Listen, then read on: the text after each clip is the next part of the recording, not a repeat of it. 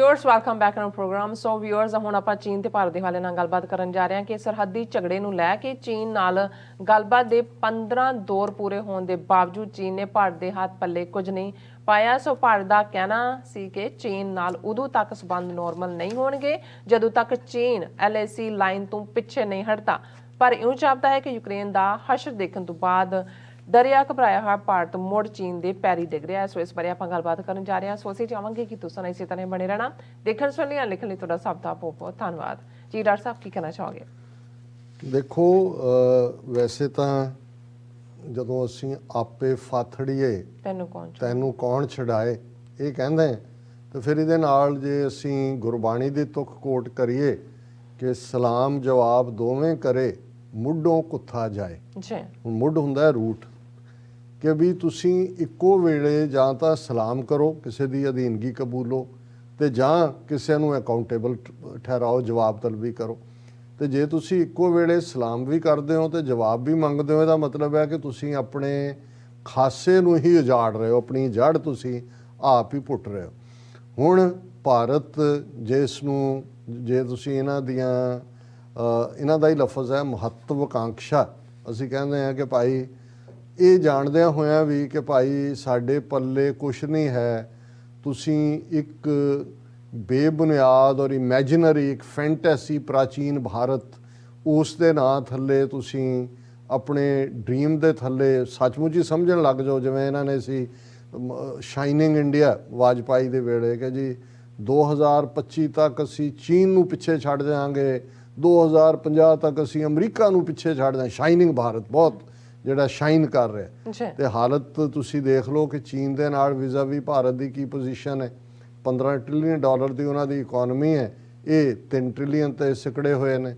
ਔਰ ਚਾਈਨਾ ਇਸ ਵੇਲੇ ਅਮਰੀਕਾ ਦੇ ਬਰਾਬਰ ਦੀ ਤਾਕਤ ਬਣ ਕੇ ਖਲੋਤਾ ਹੈ। ਔਰ ਅਸੀਂ ਜ਼ਿਕਰ ਕਰਕੇ ਹਟੇ ਹਾਂ ਕਿ ਭਾਈ ਈਵਨ ਇਸਲਾਮਿਕ ਬਲਾਕ ਦੇ 57 ਮੁਲਕ OIC ਦੇ ਉਹਨਾਂ ਦੀ ਇਸਲਾਮਾਬਾਦ ਦੇ ਵਿੱਚ ਹੋਇਆ 48 ਸੈਸ਼ਨ ਜਿਹੜਾ ਸੀ ਉਹਦੇ ਜੇ ਗੈਸਟ ਆਫ ਆਨਰ ਸੀ ਕੋਈ ਚਾਈਨਾ ਦਾ। ਹਾਲਾਂਕਿ ਚਾਈਨਾ 'ਚ ਇਸ ਇੱਕ ਪਾਸੇ ਅਮਰੀਕਾ ਚਾਈਨਾ ਨੂੰ ਨਿਸ਼ਾਨੇ 'ਤੇ ਲੈਂਦਾ ਕਿ ਭਾਈ ਤੁਸੀਂ ਵੀਗਰ ਮੁਸਲਮਾਨਾਂ ਦੇ ਨਾਲ ਸਿੰਗਕਿਆਂਗ ਦੇ ਵਿੱਚ ਕੀ ਕਰ ਰਹੇ ਹੋ, ਔਰ ਮਾੜਾ ਕਰ ਰਹੇ ਨੇ ਉੱਥੇ। ਲੇਕਿਨ ਇਹਦੇ ਬਾਵਜੂਦ ਅਲਟੀਮੇਟਲੀ ਜਿਹੜੀ ਨੀਡ ਹੁੰਦੀ ਆ ਉਹ ਤੁਹਾਨੂੰ ਨੇੜੇ ਲਿਆਉਂਦੀ ਆ ਇੱਕ ਦੂਜੇ ਦੇ। ਔਰ ਇਕੱਲਾ ਇਹੀ ਨਹੀਂ ਵੀ ਚੀਨ ਦੇ ਫੋਰਨ ਮਿਨਿਸਟਰ ਨੇ ਉੱਥੇ ਪਾਰਟਿਸਿਪੇਟ ਕਰਕੇ ਦੱਸਿਆ ਕਿ OIC ਬਲਾਕ ਸਾਡੇ ਨਾਲ ਹੈ।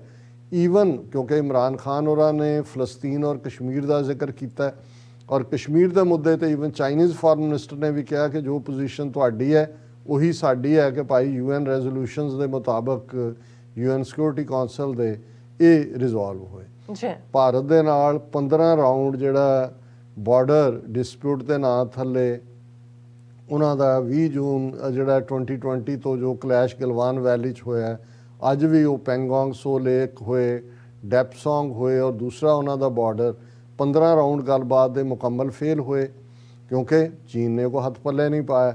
ਔਰ ਇਹਨਾਂ ਦੇ foreign minister Jai Shankar on ਰੈਕਰਡ ਹੈ ਕਿ ਅਸੀਂ ਚੀਨ ਨਾਲ ਬਿਜ਼ਨਸ ਨਾਰਮਲ ਵਾਂਗ ਨਹੀਂ ਹੋ ਸਕਦੀ ਜਦੋਂ ਤੱਕ ਇੱਥੋਂ ਜਿਹੜੀ ਚਾਈਨਾ ਨੇ ਐਡਵਾਂਸ ਕੀਤਾ ਉਹ ਆਪਣੀਆਂ ਫੋਰਸਿਸ ਪੁੱਲ ਬੈਕ ਨਹੀਂ। ਹਾਲਾਂਕਿ ਡਰ ਦਾ ਹਾਲ ਇਹ ਹੈ ਕਿ ਇਹ ਵੀ ਕਹਿਣ ਨੂੰ ਤਿਆਰ ਨਹੀਂ ਕਿ ਚਾਈਨਾ ਐਗਰੈਸਰ ਹੈ। ਨਾ ਮੋਦੀ ਨਾ ਅਮਿਤ ਸ਼ਾਹ ਕਿਸੇ ਤੋਂ ਨਹੀਂ ਨਿਕਲਿਆ।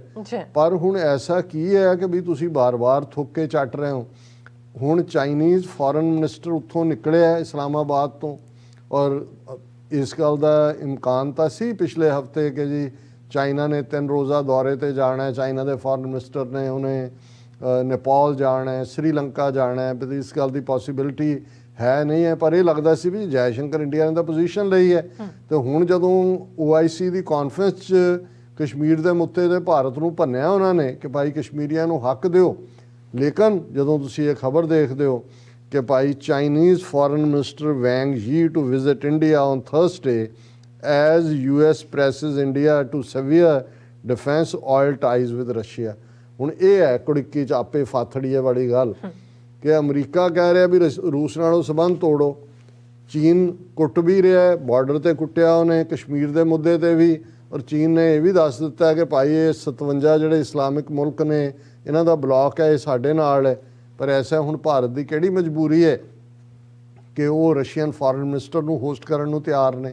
ਦਿੱਲੀ 'ਚ ਸੱਦ ਕੇ ਆਨਰ ਉਹੀ ਹਾਲਾਂ ਡਰਾਮਾ ਕਰ ਲਓ ਜੀ, ਬ੍ਰਿਕਸ ਦੇ ਵਿੱਚ ਵੀ ਹੈ, ਚਾਈਨਾ ਇਨ ਚੇਅਰ ਹੈ, ਜਿਹੜਾ ਬ੍ਰਾਜ਼ੀਲ, ਰਸ਼ੀਆ, ਇੰਡੀਆ, ਚਾਈਨਾ ਔਰ ਸਾਊਥ ਅਫਰੀਕਾ ਦਾ। ਪਰ ਇਹ ਪੋਜੀਸ਼ਨ ਸ਼ੋਅ ਕਰਦਾ ਕਿ ਇੰਡੀਆ ਕਿਵੇਂ ਪੈਰਾਂ ਦੇ ਵਿੱਚ ਡਿੱਗ ਕੇ ਹੁਣ ਇਹ ਕਹਿੰਦਾ ਕਿ ਹਜ਼ੂਰ ਸਾਡੇ ਮਾਈ ਬਾਪ, ਅਸੀਂ ਜਿਹੜਾ ਅਮਰੀਕਾ ਤੋਂ ਵੀ ਵਿੱਤ ਕਰਦੇ ਹਾਂ, ਜਿਵੇਂ ਤੁਸੀਂ ਕਹੋਗੇ ਉਵੇਂ ਕਰਾਂਗੇ। ਔਰ ਨਾਲ ਦੀ ਨਾਲ ਕਿਉਂਕਿ ਇਹ ਸਾਡਾ ਇਕਰਾਰਨਾਮਾ ਹੈ ਕਿ ਅਸੀਂ ਰੂਹਾਨੀਅਤ ਦਾ ਜਿਹੜਾ ਸੈਗਮੈਂਟ ਹੈ ਉਸ ਨੂੰ ਮਿਸ ਨਹੀਂ ਕਰਨਾ। ਤੇ ਅੱਜ ਅਸੀਂ ਤੀਸਰੇ ਪਾਤਸ਼ਾਹ ਗੁਰੂ ਅਮਰਦਾਸ ਜੀ ਦਾ ਸ੍ਰੀ ਰਾਗ ਦਾ ਸ਼ਬਦ ਉਹ ਸਾਂਝਾ ਕਰ ਰਹੇ ਹਾਂ। ਉਸ ਦੀ ਵਿਚਾਰ, ਘਰ ਹੀ ਸੌਦਾ ਪਾਈਐ ਅੰਤਰ ਸਭ ਵਤ ਹੋਏ, ਖਿਨ ਖਿਨ ਨਾਮ ਸੰਭਾਲੀਐ ਗੁਰਮੁਖ ਪਾਵੈ ਕੋਏ, ਨਾਮ ਨਿਧਾਨ ਅਖੁੱਟ ਹੈ ਵੱਡ ਭਾਗ ਪ੍ਰਾਪਤ ਹੋਏ, ਮੇਰੇ ਮਨ ਤਜ ਨਿੰਦਾ ਹਉਮੈ ਅਹੰਕਾਰ, ਹਰ ਜਿਉ ਸਦਾ ਧਿਆਏ ਤੂੰ ਗੁਰਮੁਖ ਏਕ ਓਂਕਾਰ ਰਹਾਓ। ਰਹਾਓ ਦੀ ਤੁਕ ਜਿਵੇਂ ਅਸੀਂ ਕਹਿੰਦੇ ਹੀ ਹਾਂ ਕਿ ਇਹ ਸੈਂਟਰਲ ਆਈਡੀਆ ਜਿਸ ਦੇ ਦੁਆਲੇ ਸਾਰੇ ਸ਼ਬਦ ਦਾ ਥੀਮ ਹੈ।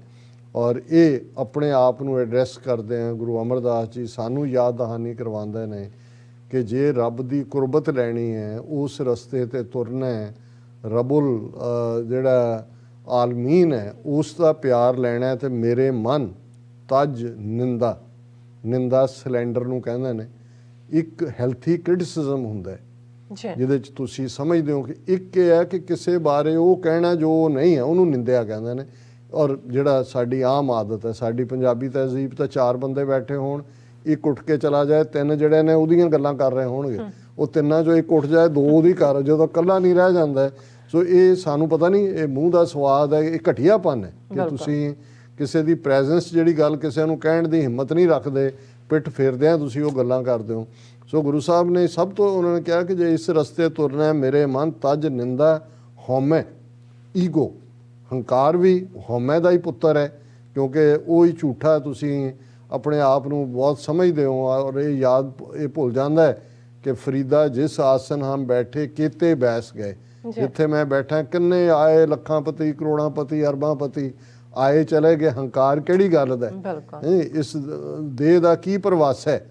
ਔਰ ਇਹ ਯਾਦ ਦਹਾਨੀ ਜਦੋਂ ਗੁਰੂ ਸਾਹਿਬ ਕਰਵਾਉਂਦੇ ਨੇ ਕਿ ਹਰ ਜਪੰਦਿਆਂ ਖਿਨ ਢਿੱਲ ਨਾ ਕੀਚੇ ਮੇਰੀ ਜਿੰਦੜੀਏ, ਮਤ ਕੇ ਜਾਪੈ ਸੌ ਆਵੇ ਕਿ ਨਾ ਆਵੇ ਰਾਮ। ਅਸੀਂ ਜਿੰਨਾ ਮਰਜ਼ੀ ਦਾਅਵੇ ਕਰੀਏ ਅਗਲਾ ਸਾਹ ਵੀ ਹੋਣਾ ਕਿ ਨਹੀਂ ਹੋਣਾ ਇਹ ਕਿਸੇ ਨੂੰ ਨਹੀਂ ਪਤਾ ਹੈ। ਸੋ ਮੇਰੇ ਮਨ ਤਜ ਨਿੰਦਾ ਹਉਮੈ ਅਹੰਕਾਰ, ਹਰ ਜਿਉ ਸਦਾ ਧਿਆਏ ਤੂੰ, ਕਿ ਹਮੇਸ਼ਾ ਉਸ ਰੱਬ ਨੂੰ ਯਾਦ ਰੱਖ।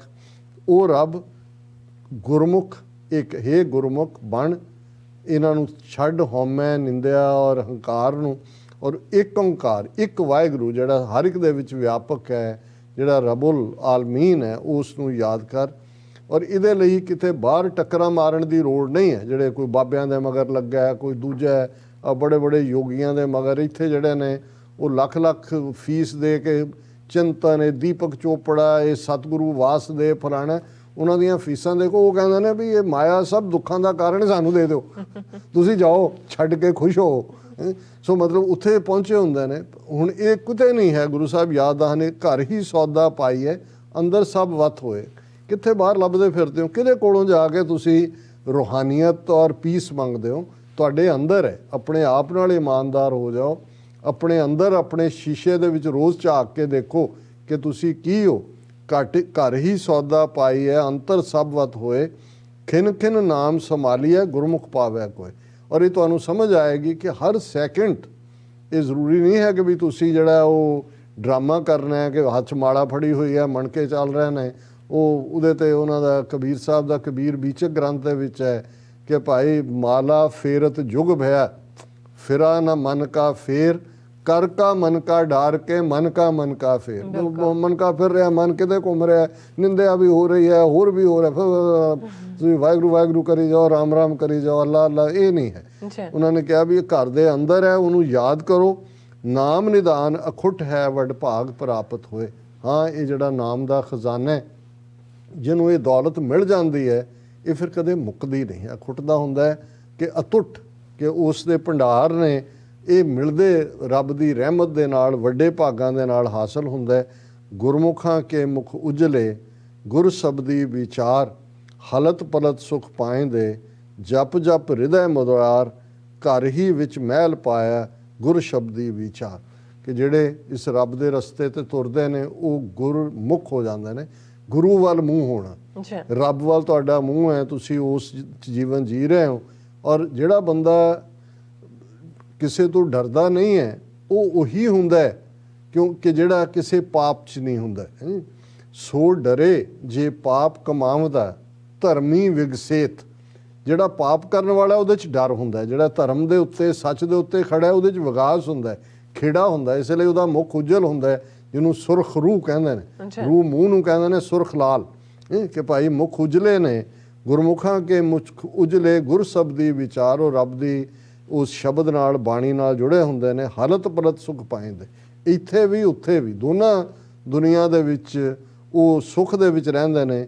ਜਪ ਜਪ ਹਿਰਦੈ ਮੁਰਾਰ, ਕਿਉਂਕਿ ਉਹਨਾਂ ਦੇ ਅੰਦਰ ਉਹ ਰੱਬ ਨੂੰ ਹਮੇਸ਼ਾ ਯਾਦ ਕਰਦੇ ਨੇ। ਔਰ ਗੁਰੂ ਸਾਹਿਬ ਨੇ ਸਾਰੇ ਹੀ ਨਾਂ, ਅਦਰਵਾਈਜ਼ ਮੁਰਾਰੀ ਕ੍ਰਿਸ਼ਨ ਜੀ ਲਈ ਲਫ਼ਜ਼ ਇਸਤੇਮਾਲ ਹੁੰਦਾ ਹੈ।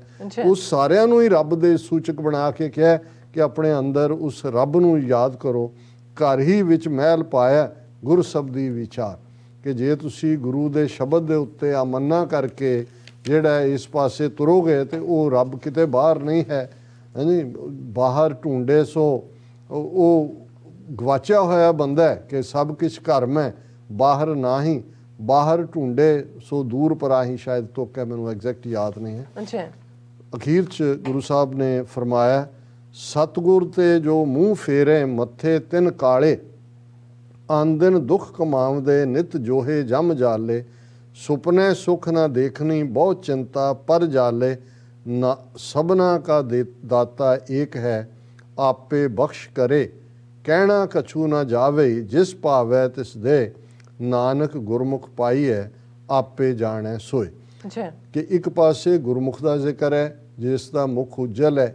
ਇੱਕ ਉਹ ਜਿਹੜਾ ਮਨਮੁਖ ਹੈ, ਜਿਹੜਾ ਮਨ ਦੇ ਕਹਿਣੇ ਲੱਗਦਾ ਹੈ। ਮਨ ਹਰਾਮੀ, ਹੁਜਤਾਂ ਢੇਰ, ਉਹ ਹਮੇਸ਼ਾ ਹੁਜਤਾਂ 'ਚ ਰਹਿੰਦਾ ਹੈ। ਉਹ ਕਹਿੰਦਾ ਇਹ ਜੱਗ ਮਿੱਠਾ ਅਗਲਾ ਕਿਨ ਡਿੱਠਾ। ਕੌਣ ਦੱਸਣ ਆਇਆ ਕੀ ਹੁੰਦਾ, ਕਰ ਲਓ ਮੌਜਾਂ, ਖਾਓ ਪੀਓ ਕਰੋ ਆਨੰਦ। ਉਹ ਜਿਹੜਾ ਉਹ ਸਾਰੇ ਨੂੰ ਤੁਸੀਂ ਸਤਿਗੁਰ ਤੇ ਜੋ ਮੂੰਹ ਫੇਰੇ ਮੱਥੇ ਤਿੰਨ ਕਾਲੇ। ਕਿ ਜਿਹੜੇ ਰੱਬ ਤੋਂ ਮੂੰਹ ਫੇਰਦੇ ਨੇ ਉਹਨਾਂ ਦੇ ਮੂੰਹ ਔਰ ਮੱਥਾ 'ਤੇ ਕਾਲਖ ਹੁੰਦੀ ਹੈ। ਉਹ ਇੱਕ ਖੌਫ ਡਰ 'ਚ ਹੁੰਦੇ ਨੇ। ਅੰਦਰ ਸੁੱਖ ਕਮਾਵਦੇ ਨਿਤ ਜੋਹੇ ਜਮ ਜਾਲੇ। ਦਿਨ ਰਾਤ ਉਹ ਦੁੱਖਾਂ ਦੇ ਵਿੱਚ ਰਹਿੰਦੇ ਨੇ।